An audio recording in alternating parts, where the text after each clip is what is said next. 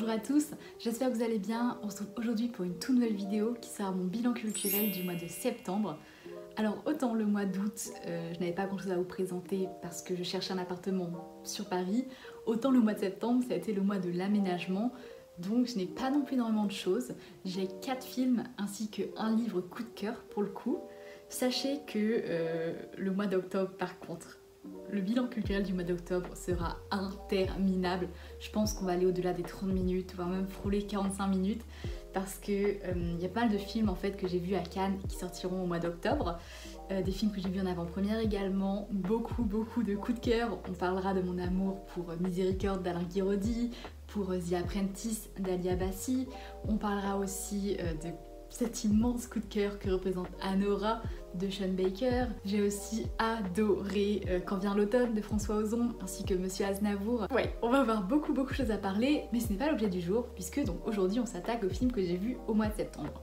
Le premier, c'est un documentaire de Mati Diop, sorti le 11 septembre, qui s'intéresse à la restitution des œuvres d'art, plus particulièrement de plusieurs œuvres d'art en fait qui ont été spoliées au Bénin et qui leur ont été restituées en 2021.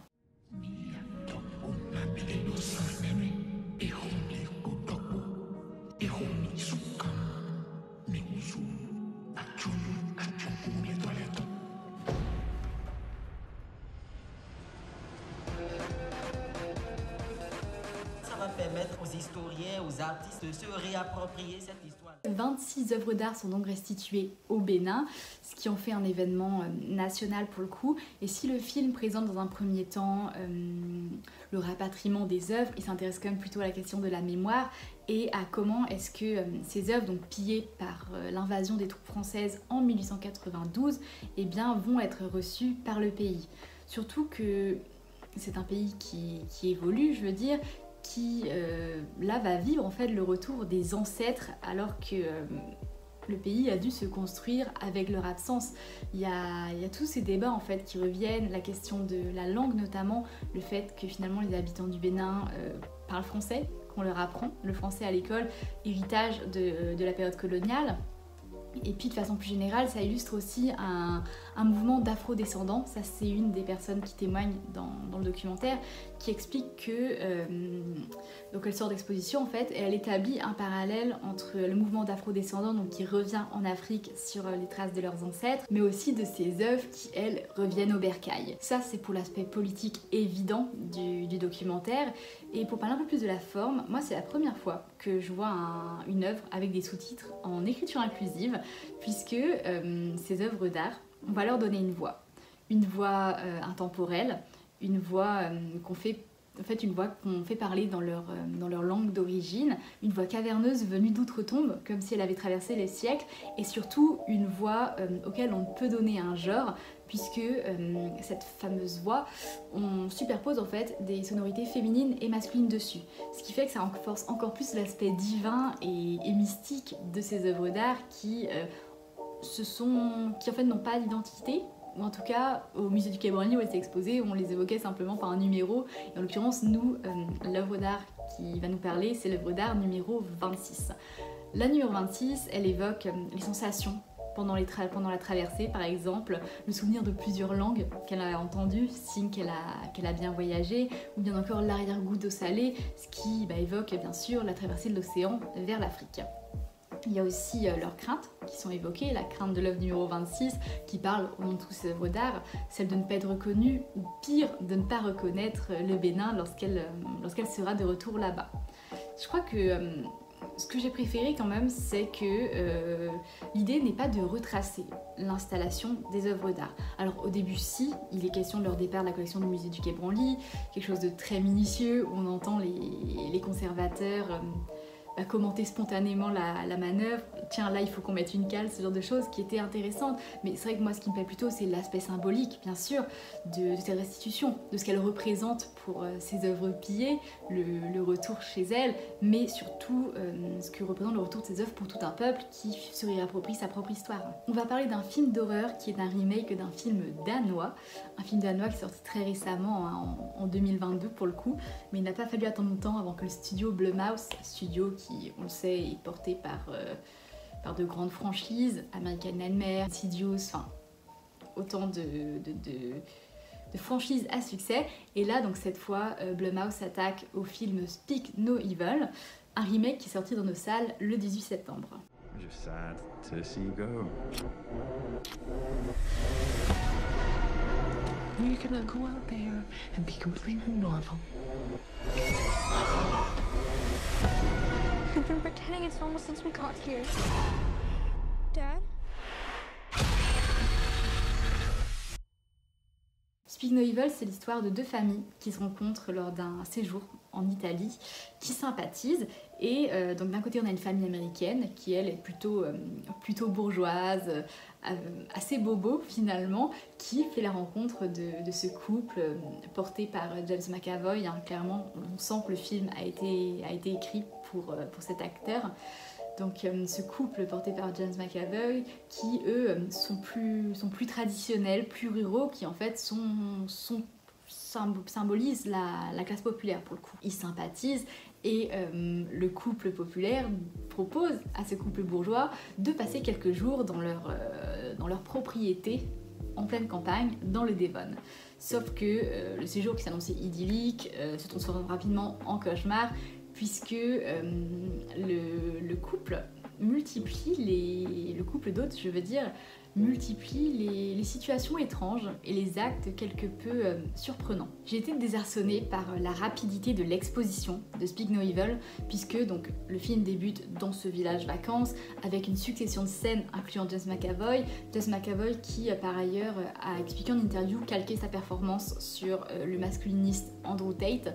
Donc il y a un propos en fait politique sous-jacent au film, mais qui est quand même évincé, qui est beaucoup moins prégnant que dans le film danois. C'est quelque chose qui se perd, et je pense que c'est aussi la volonté de Blumhouse de faire quelque chose de plus grand public, quitte à laisser de côté l'aspect politique, ce qui est assez regrettable parce que c'était quand même ce qui portait ce qui était le plus intéressant dans le film de base. Toujours est-il que donc le film débute avec cette succession de scènes avec James McAvoy qui roule à toute vitesse sur un Vespa, qui fait des cabrioles pour sauter dans la piscine, qui danse torse nu avec sa compagne dans leur chambre alors qu'ils ont la fenêtre ouverte. Et ça va tellement vite que vraiment je doute que, hormis la scène du Vespa, je doute que ces scènes aient une durée de plus de 30 secondes. C'est rapide, c'est déjanté, c'est assez fun, un peu à l'instar de ce que dégage en fait le personnage de James McAvoy et qui va attirer le couple bourgeois vers lui et sa compagne.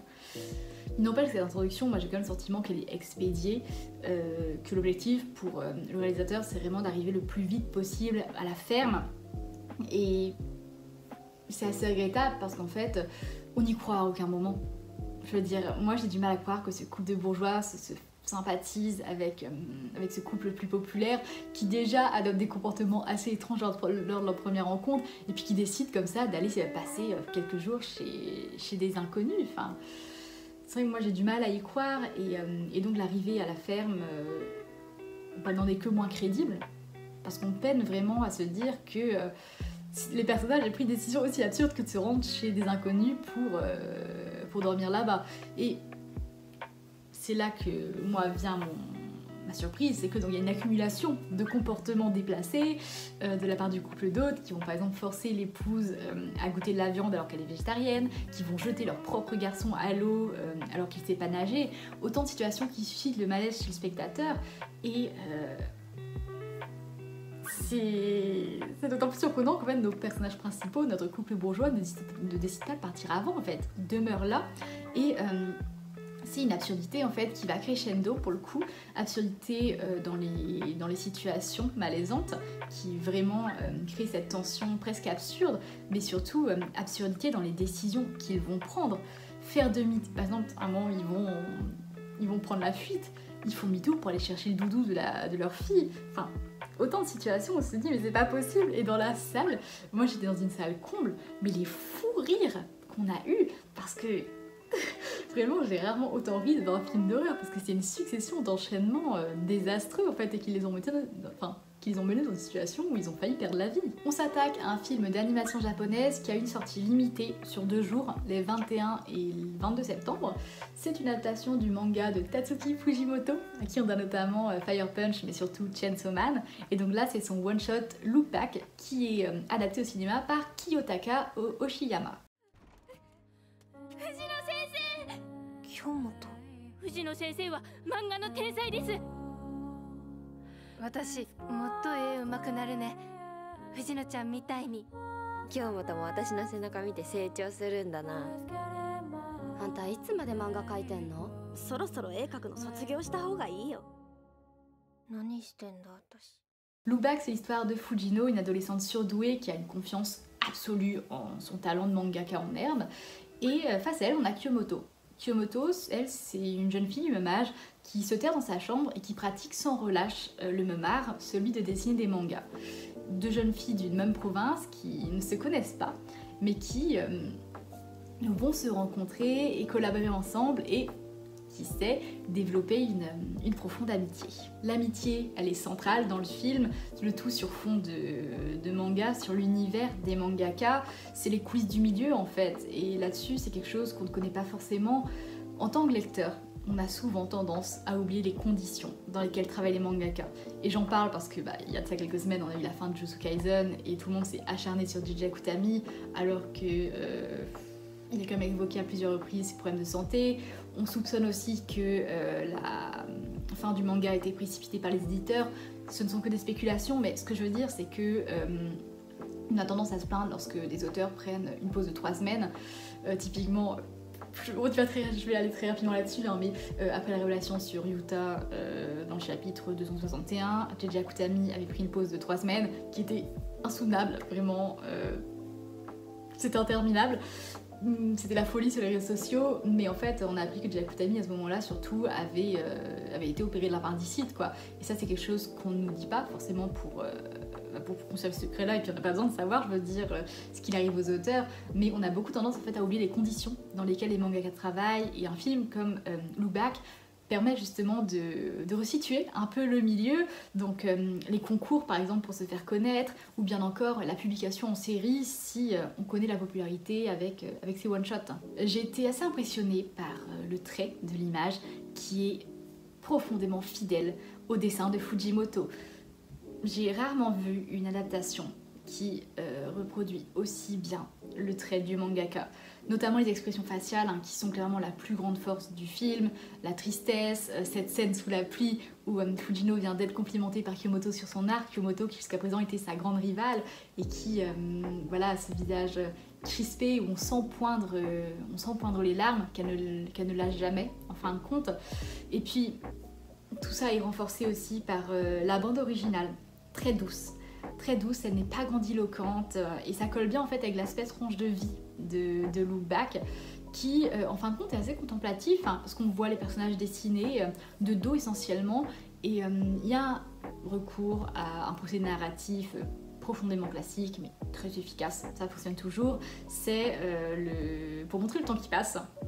Avoir voilà, ces personnages avec la fenêtre, vous savez, où on voit les saisons qui défilent, ou bien encore la disposition de la chambre qui évolue au fil du temps, ainsi que des cahiers de dessin qui s'accumulent dans les étagères. C'est classique, certes, mais à défaut de voir physiquement l'évolution des personnages, hormis les cheveux qui poussent, je trouve que c'est un bon compromis en tout cas. Il y a aussi des références sympas qui ont bien fait rire dans la salle comble. J'étais à l'UGC Châtelet en l'occurrence et la salle était vraiment blindée. Encore une fois, quand on fait une sortie limitée sur 2 jours, c'est ce à quoi il faut s'attendre. Je veux dire, c'est pas étalé sur long terme, donc les gens se précipitent sur le peu de séances disponibles. Et là, en l'occurrence, la série Shark Kick, qui est dessinée par Fujino, eh bien, elle est représentée avec les couvertures de Chainsaw Man. Et plus la saga Shark Kick se dévoilait, plus on riait parce que c'était vraiment les mêmes couvertures, juste avec des personnages changés. Enfin, on va parler d'une grande déception, un film qui s'annonçait sulfureux, porté par le female gaze, le regard féminin, puisque la réalisatrice Audrey Diwan s'attaque à l'un des romans les plus sulfureux, les plus sensuels de tous les temps, Emmanuel, qui est sorti chez nous le 25 septembre. Have you decided to enjoy yourself?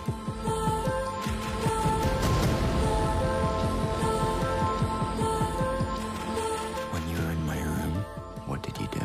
I went in your bath. You should get out. Let yourself go.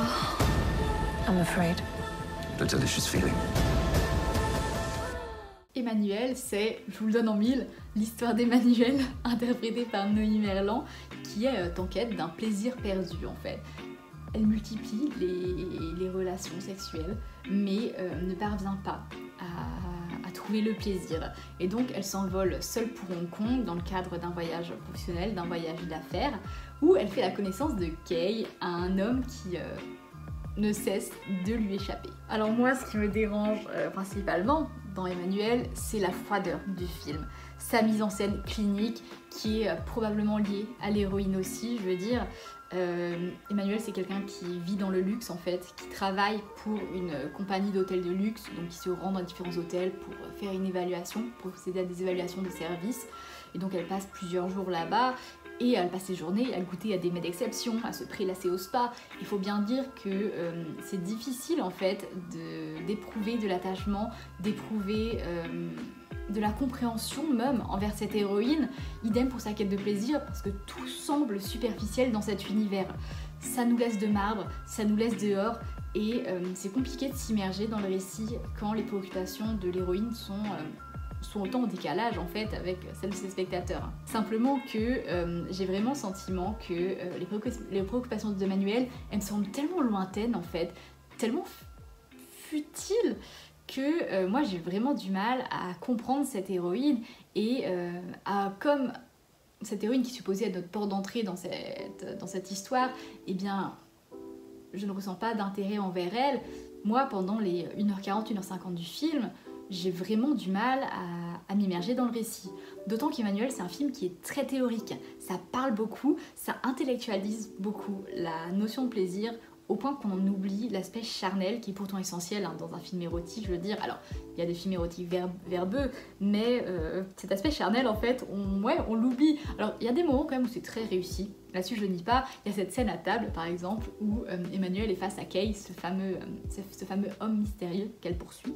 Et elle raconte une scène de plaisir qu'elle a eue avec un homme, et on la voit avec ses doigts sur la table, en fait, reproduire le rythme, la cadence de l'acte en accélérant. Et là, oui, l'aspect verbeux fonctionne. Autrement, je suis quand même très déçue par cette héroïne, et c'est dommage parce que Noémie Merlan, avec ses regards langoureux, sa respiration qui se fait plus profonde, ses lèvres entrouvertes, je veux dire, Audrey Diwan sait la filmer. Et le film, par exemple, s'ouvre sur une scène dans un avion où elle remet en place le bas de sa robe verte, et en un geste sensuel, en fait, et là, ça fonctionne. Idem dans le bain, où elle se rase et où on aperçoit son ticket de métro de rue. Audrey Diwan, encore une fois, c'est le regard féminin. C'est l'art de filmer la femme sans que ça ne soit pervers ni voyeuriste. Pourtant, on a une scène de masturbation à deux, entre deux femmes. Après, il y a quand même des fois où je me sentais dépassée, je ne le cacherai pas. Le moment où Emmanuel, vous l'avez vu dans les images que je vous ai montrées, se caresse le corps avec un glaçon, ou bien encore lorsqu'elle boit l'eau du bain de Kay, là, ça m'a un peu dépassée. Autrement, le personnage d'Emmanuel, je trouve que quand elle a... Je reviens beaucoup sur elle parce que, je veux dire, le film porte son nom. Autant vous dire qu'elle est centrale dans le récit. Moi, le moment où elle m'intéresse le plus, Emmanuel, c'est quand elle est vulnérable. C'est là qu'elle est la plus touchante, la plus proche de nous, en fait, spectateurs. Par exemple, quand le mystérieux inconnu s'éloigne et qu'elle lui crie de rester alors qu'il s'apprête à partir, ça sonne vraiment comme un cri du cœur. Ou bien encore, lorsqu'elle va le croiser comme ça dans les couloirs alors qu'il descend l'escalier, et bien elle va se figer, et dans les yeux de Noémie Merlan, on va voir un éclat de surprise, mais aussi un petit sourire qui se dessine, elle qui pourtant maîtrise en temps normal ses émotions. Il est temps qu'on s'attaque à mon plus grand coup de cœur de ce mois-ci, coup de cœur littéraire en l'occurrence, puisque je me suis attaquée au premier tome, le premier des 6 tomes normalement de la saga Le sang et la cendre de Jennifer L. Armentrout.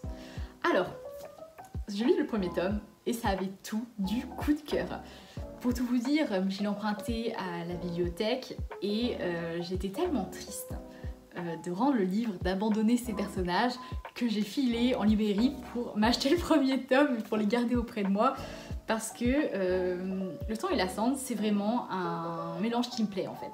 C'est de la fantaisie Un univers avec des créatures, des licans, des vampires, un monde lointain, parfait pour s'évader. Il y a des combats, il y a une romance de la haine à l'amour, il y a aussi quelques scènes de sexe par-ci par-là. Bref, moi ça avait tout pour me plaire et j'ai vraiment été conquise.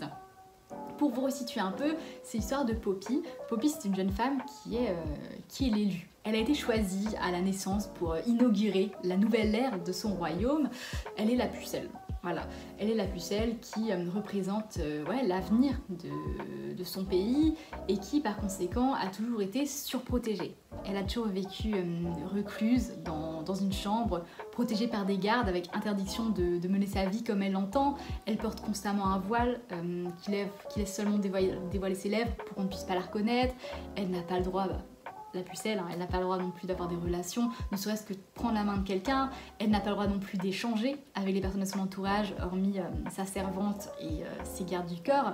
Autant vous dire que son quotidien va basculer lorsque elle a un nouveau garde du corps, Hawk, qui va chambouler ses certitudes. Puisque, vous en doutez, je vous parlais de la romance de la haine à l'amour. Aux côtés de Hawk, Poppy va découvrir les sentiments, le plaisir charnel également, et puis va peu à peu se libérer de ce carcan dans lequel on l'a enfermé depuis aussi longtemps. C'est un univers qui est très accessible pour la simple bonne raison que l'autrice y va pas à pas, ce qui évite une longue exposition.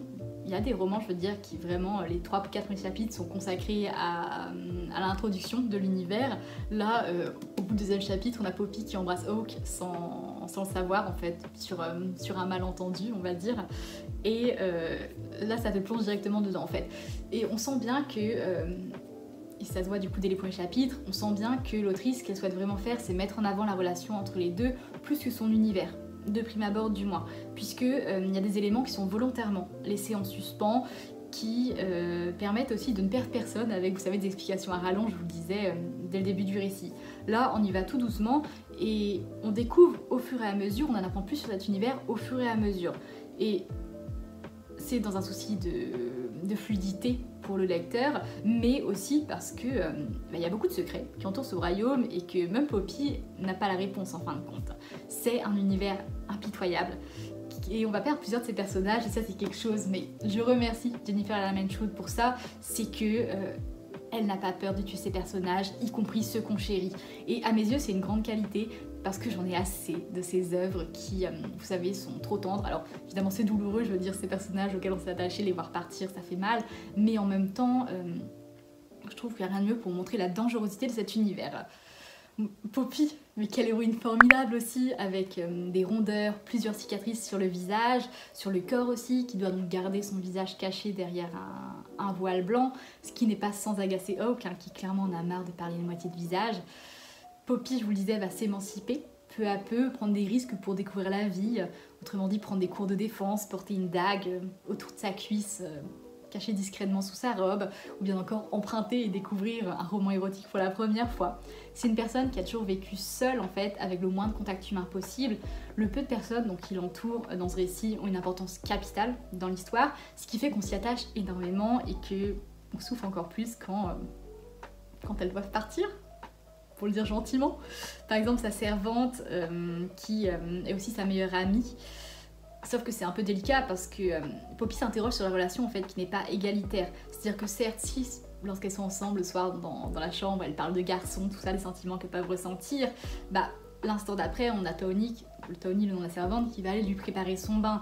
Et Poppy culpabilise presque de l'appeler son amie parce qu'en fait, il y a un tel rapport de force entre les deux, la relation est tellement peu égalitaire que elle se questionne en fait sur la manière laquelle elle va se comporter vis-à-vis d'elle et est-ce qu'on peut réellement appeler ami quelqu'un qui est à notre service?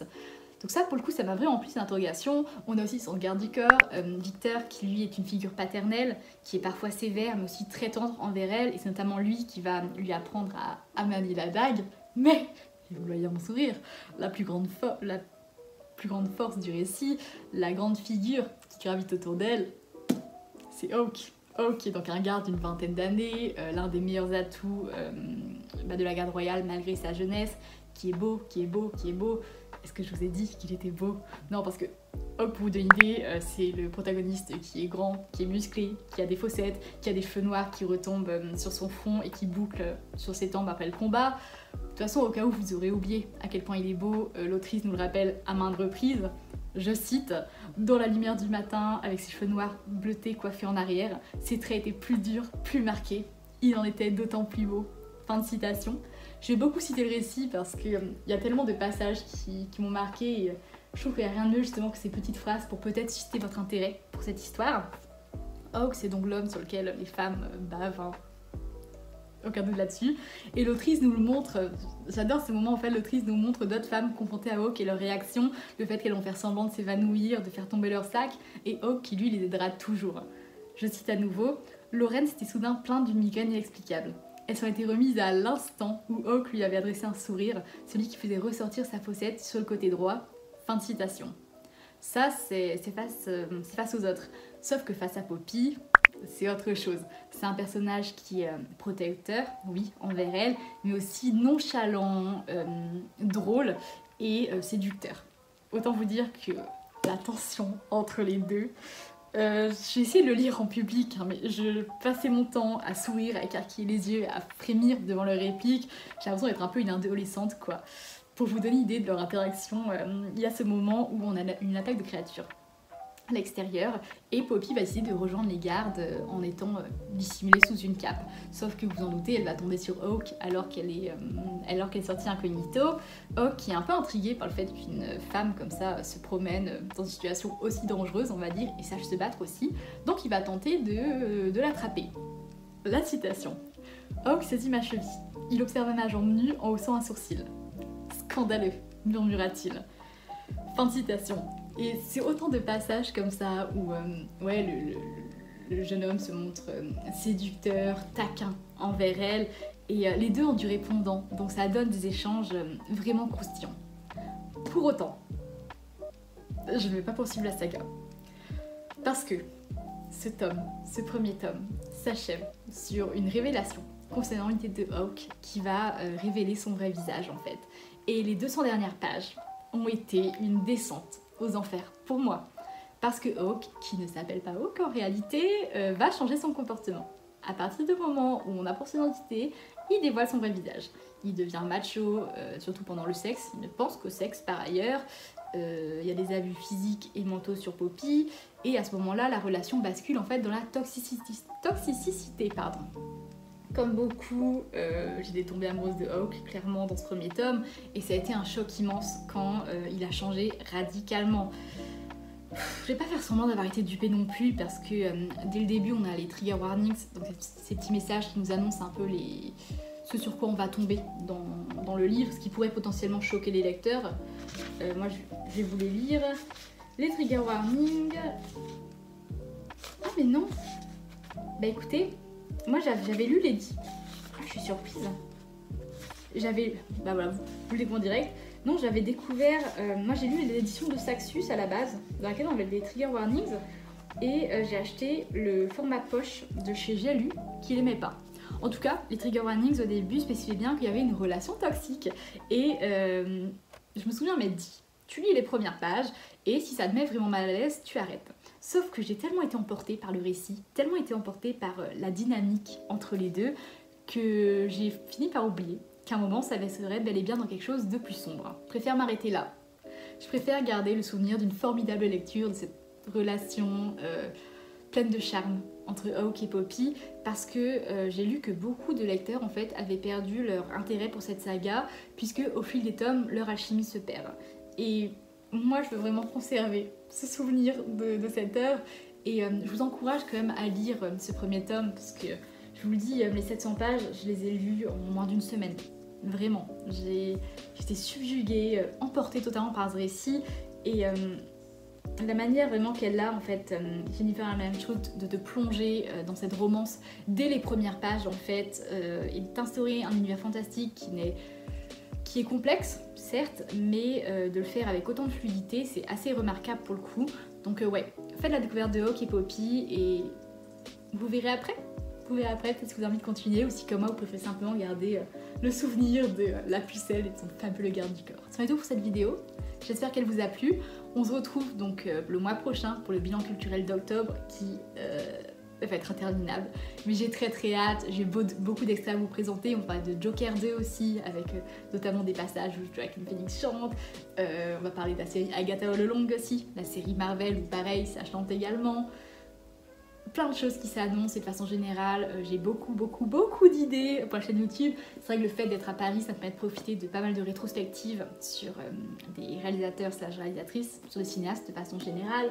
Donc en termes de cinéma patrimoine, on va évoquer prochainement Funny Games de Michael Haneke, parce qu'il y aura une ressortie de son film, de plusieurs de ses films, dont Funny Games, à la fin du mois d'octobre. Il y a en ce moment toute une rétrospective dans les cinémas sur Chantal Akerman ainsi qu'au Jeu de Paume. Et on a également au Centre Pompidou, là où je travaille, une rétrospective sur Apichatpong Weerasethakul, donc réalisateur thaïlandais qui fait des films hypnotiques, clairement, et il me tarde de vous en parler en vidéo. Sur ce, je vous dis à la prochaine.